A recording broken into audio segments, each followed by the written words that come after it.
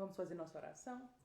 Senhor, nosso Deus, Pai querido, obrigada, Senhor, por mais esse dia na Tua presença. Obrigada, Senhor, pela oportunidade que nós temos de estar diante de Ti, Senhor.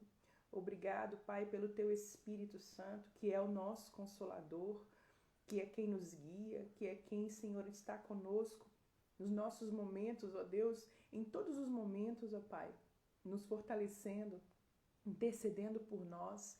Obrigado pela Tua presença através do Teu Santo Espírito. Obrigada, Deus, pela Tua palavra, porque é a Tua palavra que nos fortalece, que nos dá, Senhor, a direção, o prumo, Senhor, que é o nosso guia, Senhor, nesse mundo mal.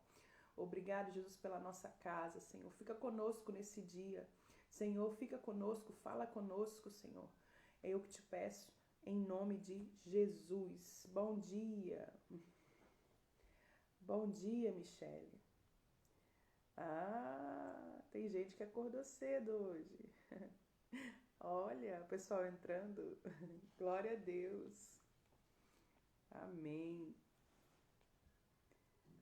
Amém. Escreve aí, porque se você não escrever, eu não vejo você. Porque só aparecem os números aqui pra mim, uma foto ou outra.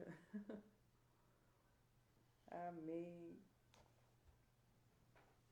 Amém. Aí, apareceu a Rita. Deixa eu ver aqui. Bom dia.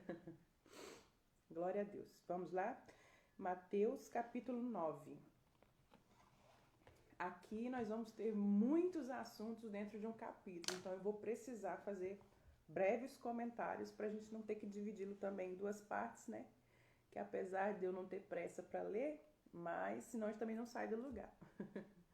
Bom dia, vamos lá. Pensei em fazer um chimarrão, mas eu fui acusada ontem à noite de colocar o chimarrão aqui só de enfeite e dizer que eu não tomo. Mas eu tomo. Amanhã eu vou colocar o chimarrão aqui, você vai ver, viu? Amém. Capítulo 9. E entrando no barco, está falando de Jesus, passou para o outro lado e chegou à sua cidade. A cidade de Jesus era Nazaré, né? E eis que lhe trouxeram um paralítico deitado numa cama. E Jesus, vendo a fé deles, disse ao paralítico: Filho, tem bom ânimo, perdoados te são os teus pecados. E eis que alguns dos escribas diziam entre si: Ele blasfema. Mas Jesus, conhecendo seus pensamentos, disse: Por que pensais mal em vossos corações? Pois o que é mais fácil? Dizer: Perdoados te são os teus pecados? Ou dizer: Levanta-te e anda? Ora, para que vocês saibam que o Filho do Homem tem na terra a autoridade para perdoar pecados, disse então ao paralítico: Levanta-te, toma a tua cama e vai para a tua casa. E levantando-se foi para a sua casa. E a multidão, vendo isto, maravilhou-se e glorificou a Deus que dera tal poder aos homens. Então, essa é a primeira situação aqui do capítulo 9. Quando esse paralítico vem até Jesus, o nome já fala, né? Paralítico. A paz, Débora, bom dia.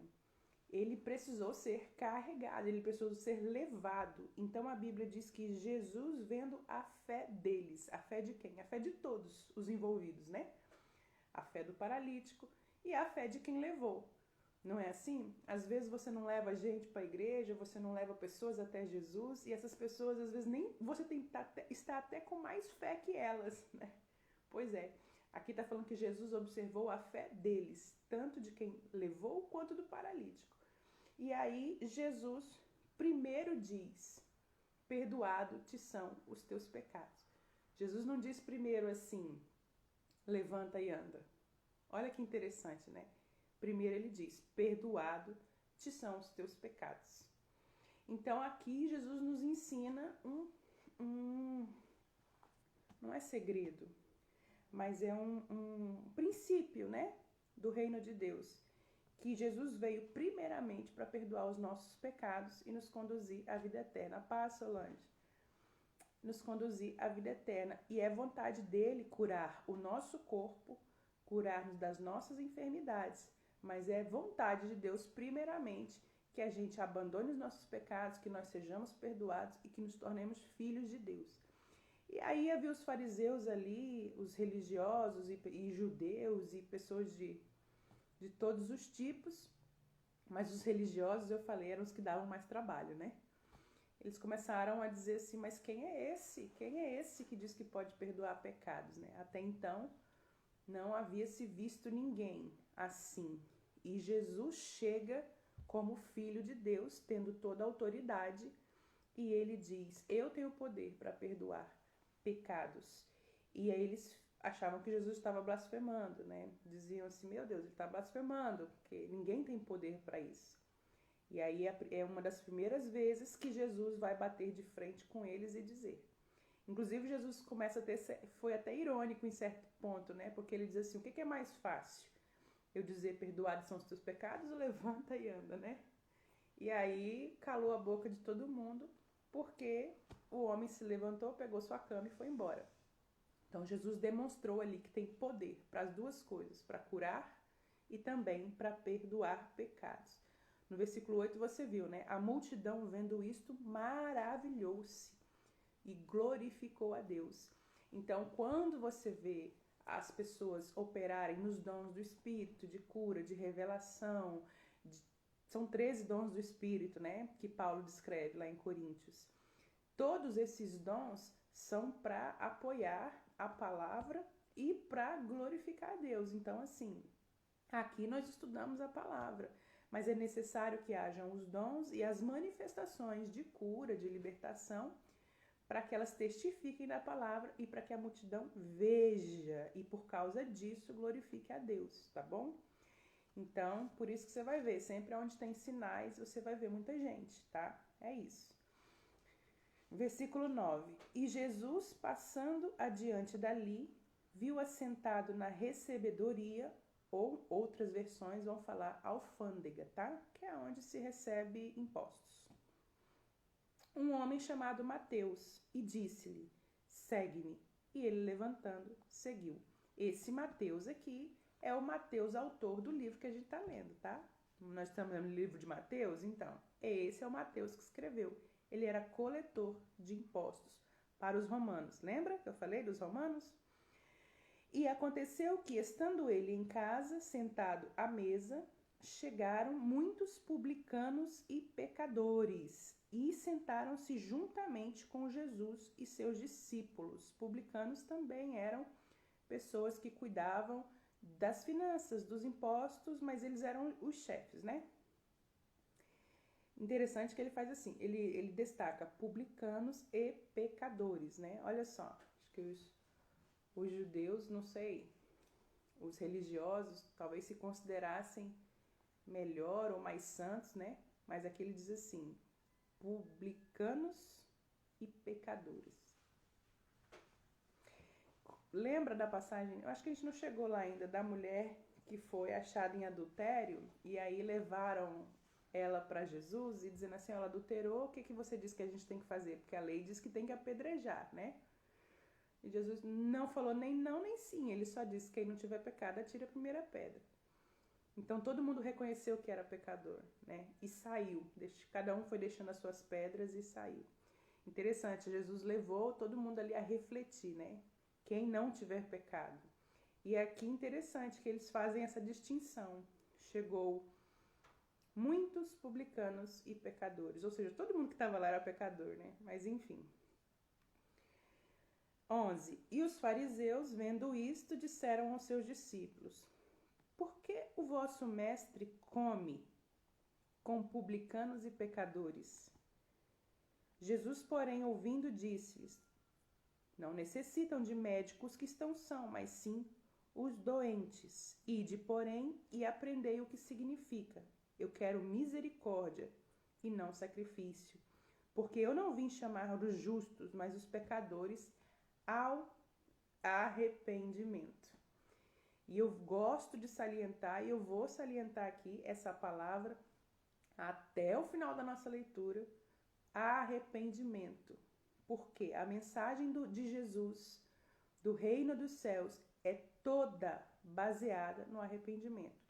Inclusive, no Antigo Testamento, haviam as regras, as leis, mas a intenção não era que uma pessoa fosse sempre punida ou corrigida toda vez que ela errasse. A intenção era que a punição ou a correção servisse de exemplo para arrependimento. Vai chegar um tempo que as pessoas estão tão habituadas a pensar assim: não, pequei, faço um ritual ali da lei, sou perdoado. Mas não se arrependia, que aí Deus fala assim: basta. Então agora nós vamos inaugurar uma nova aliança com Jesus, porque aquilo ali se tornaram ritos vazios. O arrependimento, que era o centro, né? Que era ali o principal, não estava tendo. Então Jesus vai falar muito sobre arrependimento. Tudo no reino de Deus é baseado no arrependimento. Não existe essa coisa assim de você se converter e dizer: eu me converti, mas não me arrependi. O próprio nome já fala, né? Conversão. Há uma mudança, ok? Então, aqui está falando que publicanos pecadores estavam assentados com Jesus e os fariseus se perguntavam por que Jesus estava comendo com eles. Lembra que eu falei acho que no capítulo anterior, que alguém disse para Jesus: eu te seguirei, aonde você for eu te seguirei, e Jesus falou assim: eu não tenho onde reclinar a cabeça. Então, tipo assim, eu não tenho morada, eu não tenho lugar fixo, eu vou aonde o Pai me manda, eu vou. Então, é mais ou menos isso aqui, ó. Jesus vai aonde quase ninguém quer ir. Jesus se assenta com pecadores, Jesus se assenta com pessoas que estão à margem da sociedade, aqueles que são excluídos porque são considerados os menos capacitados, os reprovados, né? Então, Jesus se assenta e come com essas pessoas porque ele veio para todos. E aí ele diz assim: eu não vim para quem está são, eu não vim para quem está legal, curado, beleza, não precisa de ajuda, não. Eu vim para quem está doente. E você entende que ele faz essa comparação? Os fariseus estão falando: por que come com os pecadores? E Jesus está respondendo: quem necessita de mim são os doentes. Eu estou com essas pessoas porque elas necessitam de mim e elas estão doentes. Então, o pecado, ele é uma doença na nossa alma. Ele adoece a nossa alma, ele adoece o nosso corpo, ele adoece a nossa vida. Lá na frente você vai ver Jesus falar de pecados, outros pecados. Aqui não fala que pecados que eram, mas, por exemplo, a mulher adúltera, ela estava, ou seja, o nome já fala, ela estava em adultério, né? Ela havia rompido uma aliança com alguém, com algum homem que ela tinha, um marido, e ela estava em adultério. E aí Jesus estava ali com ela. Então Jesus diz: pecado, adultério, pecado, doente. Entende? Então, quando você fala assim, essas pessoas precisam de Jesus, algumas pessoas do mundo pensam assim: por que eu preciso de Jesus? Porque você está em pecado, porque você está distante, porque você está perdido, e a Bíblia diz que você não está bem. Você está doente, o pecado é uma doença na sua alma. E a Bíblia diz: o pecado é que faz separação entre você e Deus. Deus não faz acepção de pessoas, mas os nossos pecados nos separam de Deus. Então Jesus veio para todos, principalmente para aqueles que estão no pecado, para que eles se arrependam.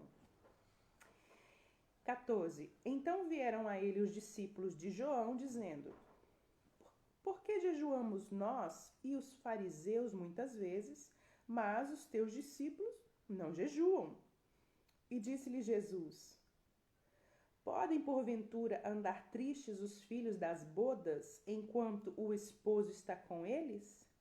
Dias, porém, virão em que lhes será tirado o esposo, e então jejuarão. Ninguém deita um remendo de pano novo numa roupa velha, porque semelhante remendo vai romper a roupa e se faz uma maior rotura, um maior buraco, né?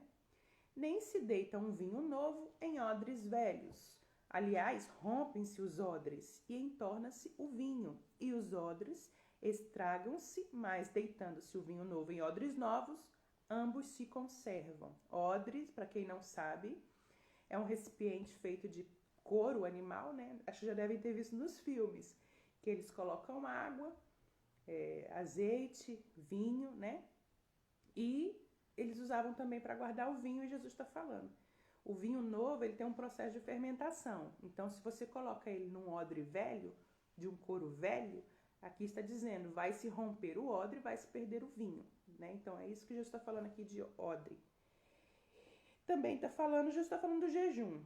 Nesses 4 versículos aqui, Jesus está falando sobre jejum. E aqui a discussão poderia demorar muito tempo, porque alguns falam que depois que Jesus veio, o jejum não é tão necessário assim. Que jejum é prática anterior a Cristo, né? Só que você vai ver Jesus jejuar no deserto, e a Bíblia diz, nós já lemos essa passagem, que ele foi levado ao deserto por um motivo. Jesus já tinha acabado de se batizar no Rio Jordão, e Jesus foi levado ao deserto para ser tentado pelo diabo. Então, nessa situação, Jesus jejua 40 dias. Mas aí você vai ver os discípulos de João Batista perguntando, nós jejuamos, os fariseus também, mas teus discípulos não.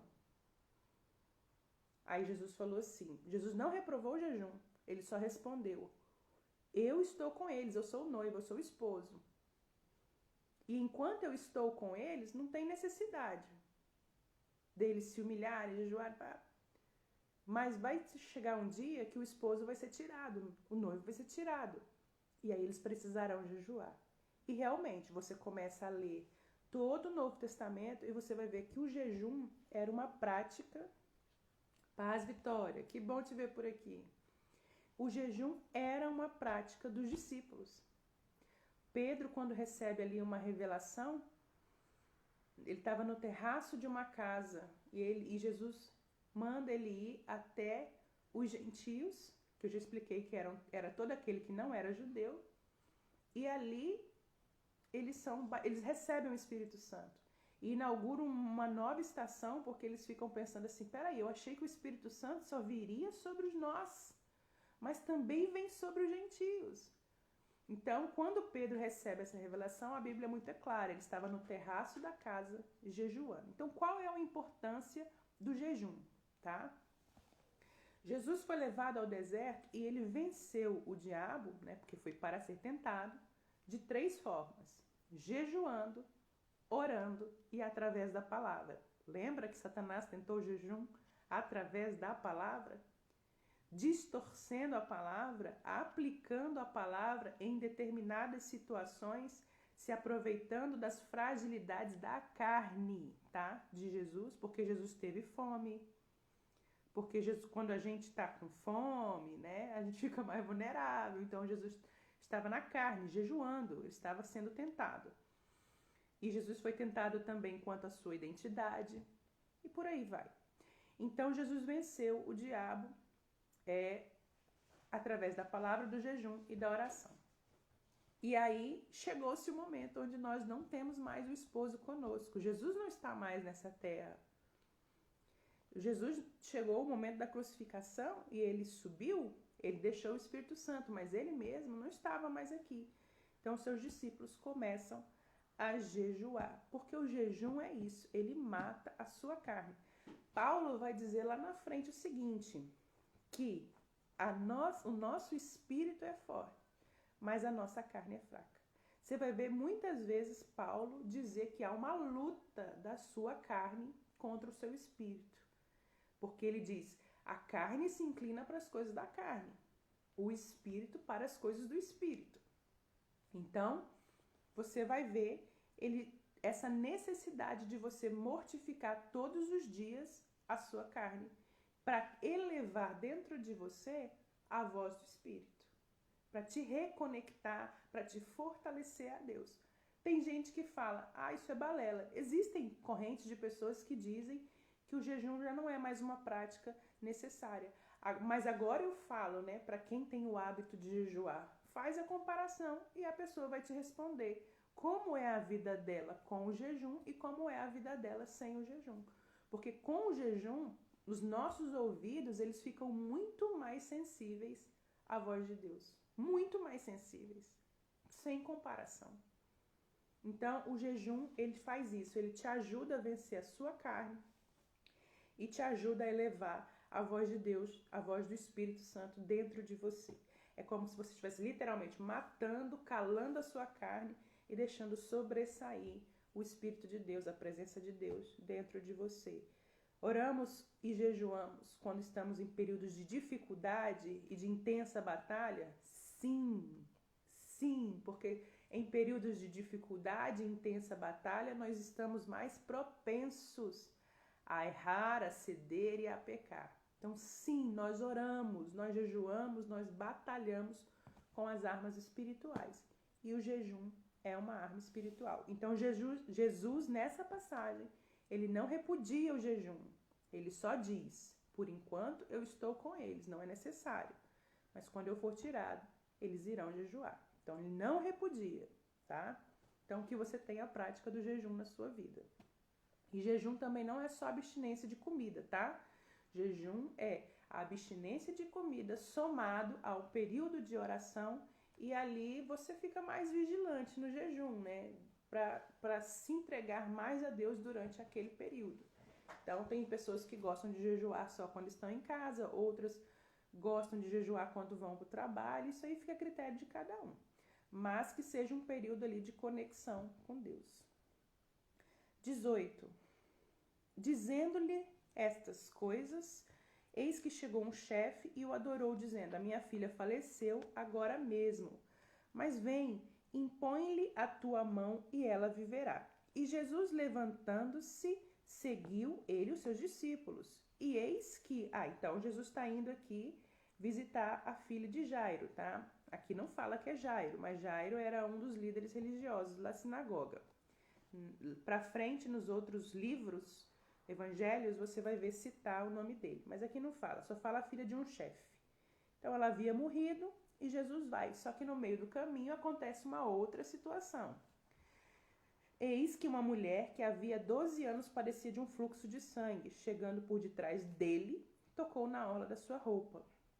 Porque dizia consigo: se tão somente eu tocar na sua roupa, ficarei sã. E Jesus, voltando-se vendo, disse: tem bom ânimo, filha, tua fé te salvou. E imediatamente ela ficou sã. Novamente, Jesus se dirige a alguém falando primeiramente da salvação. E depois a pessoa ficou sã. Interessante, né? Muitas dos nossos problemas serão resolvidos quando nós passarmos a crer e a buscar Jesus através da fé. Um deles é a cura.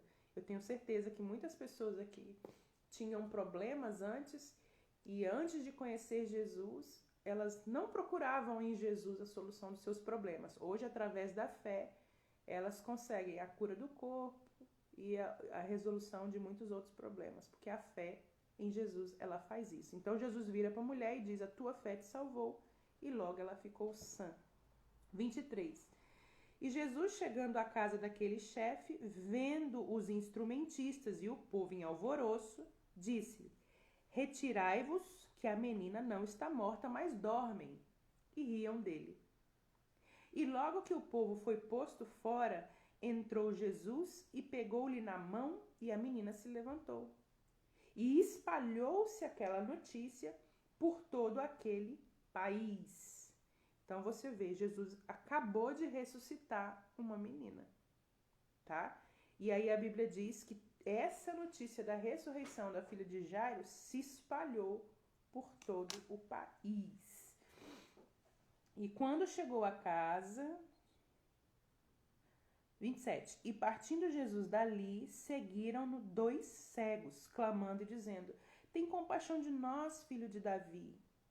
E quando chegou a casa, os cegos se aproximaram dele e Jesus lhe disse: credes vós que eu possa fazer isto? E eles disseram: sim, Senhor. Já viram meu esposo, quando ele vai orar por alguém, ele fala assim: você crê que Jesus pode te curar? Não é assim que ele pergunta, Céia? Você crê que Jesus pode fazer isso? Então, foi isso que Jesus perguntou para os cegos: vocês creem que eu posso fazer isso? E eles respondendo: sim, Senhor. Tocou-lhe então os olhos deles, dizendo: seja-vos feito segundo a vossa fé. E aqui eu dei um exemplo esses dias atrás, falando, né, que às vezes você tem duas pessoas no mesmo altar, recebendo a mesma palavra, a mesma ministração, e nem sempre as duas pessoas saem com a vitória delas. Nem sempre as duas pessoas recebem da mesma forma de Deus. O que está errado? Às vezes é a palavra do altar, é a Bíblia, é a ministração? Muitas vezes não. Às vezes o que diferencia ali e faz o peso, né, o que pesa para que a pessoa receba ou não é a fé. Você está vendo aqui 2 cegos. Jesus perguntou, vocês creem que eu posso fazer? Eles disseram sim. Então Jesus responde como? Sejam curados? Não. Seja feito conforme a vossa fé. E você vai ver Jesus falar isso em várias outras passagens. Seja feita conforme a vossa fé. Então a sua medida de fé também influencia naquilo que você recebe de Deus ou não. 30. E os olhos se lhes abriram, e Jesus disse, olhai que ninguém o saiba. Já é a segunda vez que Jesus fala assim, ó, não conte para ninguém. Por quê? Porque quando Jesus começa a fazer todos esses milagres, você já viu que já juntou uma grande multidão. Consequentemente, também vinha uma grande perseguição. Então, Jesus tinha um tempo determinado. Para quem estuda as Escrituras, você vai ver que Jesus aparece já, a Bíblia narra seu nascimento, depois ele já aparece aos 30 anos, sendo batizado ali no Rio Jordão por João. E do período do seu batismo, né, que ele começa a fazer os milagres, até a crucificação são 3 anos. Então, Jesus exerce 3 anos de ministério entre os homens. E durante esses 3 anos, muita perseguição, enfim, muitos milagres também. Mas no início, Jesus ainda não queria que isso fosse tão divulgado, para que ele talvez tivesse mais liberdade em andar, em evangelizar, enfim. E aí Jesus dizia, por enquanto que ninguém o saiba. Mas era impossível, porque todo milagre que Jesus fazia, todo mundo ficava sabendo, e cada dia se juntava mais uma grande multidão e também uma grande perseguição. 31. Mas, tendo ele saído, divulgar a sua fama por toda aquela terra, né? E, havendo-lhe se retirado, agora já é outra situação. Trouxeram-lhe um homem mudo e endemoniado. Olha só essa passagem, no 33. E expulso o demônio, então, ou seja, depois que o demônio saiu, falou o mudo. E expulso o demônio e falou o mudo. A multidão se maravilhou, dizendo, nunca se viu isso em Israel. Só que os fariseus diziam, ele expulsa demônio porque ele tem o príncipe dos demônios dentro dele. Dá vontade, você vai ler na Bíblia, né? Tem hora que dá vontade de pegar esses fariseus de porrada, né? Porque o povo do coração duro. Aí, tem gente ali, ó, tá deitadinho, mas tá assistindo, né? É meu esposo. Entendeu? O gente do coração duro era o fariseu. Tá vendo que Jesus acabou de expulsar o demônio de um menino que era mudo. O menino voltou a falar. E os fariseus estão dizendo, não, mas ele só faz esses sinais e só expulsa esses demônios porque ele tem demônio. E aqui não fala. Mas em outros evangelhos para frente você vai ver Jesus repreendê-los, dizendo assim, vocês estão blasfemando do Espírito Santo. Né? Mais para frente. Então, fariseu era um bicho difícil de lidar. 35. Percorria Jesus todas as cidades e aldeias, ensinando nas sinagogas deles e pregando o evangelho do reino, curando todas as enfermidades e moléstias entre o povo. E vendo as multidões, teve grande compaixão delas, porque andavam cansadas e desgarradas, como ovelhas que não têm pastor. Então disse aos seus discípulos, a ceifa é realmente grande, mas poucos são os obreiros. Em algumas outras versões vai usar o termo seara, né? A seara é realmente grande, ou seja, os campos são grandes. o trabalho é muito, mas ele está dizendo, poucos são os obreiros, poucos são os trabalhadores. 38. Rogai, pois, ao Senhor da seara, ou da ceifa, que mande obreiros para a sua colheita. Então, no reino de Deus, tem muito trabalho e falta-se mão de obra, tá? Então, se você quer se habilitar, trabalhe no reino, porque trabalho não vai faltar.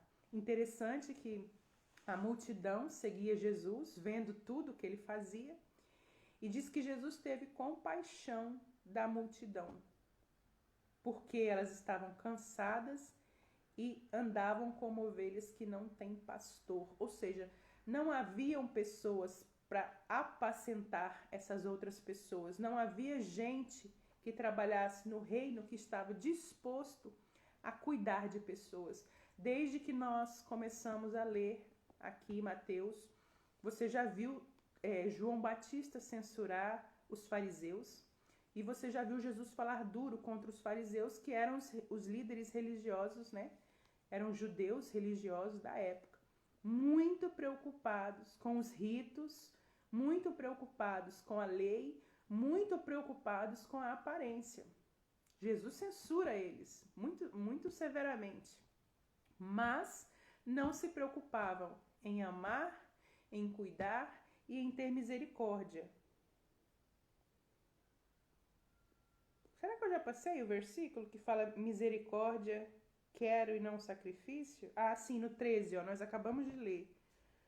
Aprendei o que isso significa. Eu quero misericórdia e não sacrifício. Eu vim chamar pecadores ao arrependimento. Então, Jesus está falando assim, tem muita gente que precisa ser cuidada, amada, das quais nós precisamos ter misericórdia, das quais nós precisamos guiar, falar para elas sobre o reino dos céus, sobre a fé, sobre um Jesus que perdoa pecados, tratá-las com bondade, mas essas pessoas estavam cansadas e desgarradas como ovelhas que não têm pastor. E a Bíblia diz que Jesus olhou para elas com compaixão. Por isso que elas seguiam Jesus, porque elas viam em Jesus o que não existia naquela época. Eles viam alguém que ensinava com amor, com sabedoria, com autoridade, com ousadia, mas não só ensinava, Jesus também curava e perdoava, né? Jesus era a resposta, como eu falei na leitura passada, a resposta para muitos dos seus problemas, fossem eles na alma, fossem eles no corpo. Então elas queriam estar perto de Jesus. E é isso, Jesus nos atrai por quem Ele é, e nós queremos estar perto dele. Mas como nós também desejamos estar perto de Jesus, outras pessoas também desejam essa resposta, só não sabem quem encontrar. E Jesus é a resposta. E nós que encontramos esse Jesus, temos a missão aí de levar esse Jesus a essas outras pessoas que estão cansadas e desgarradas, como diz a palavra, ok?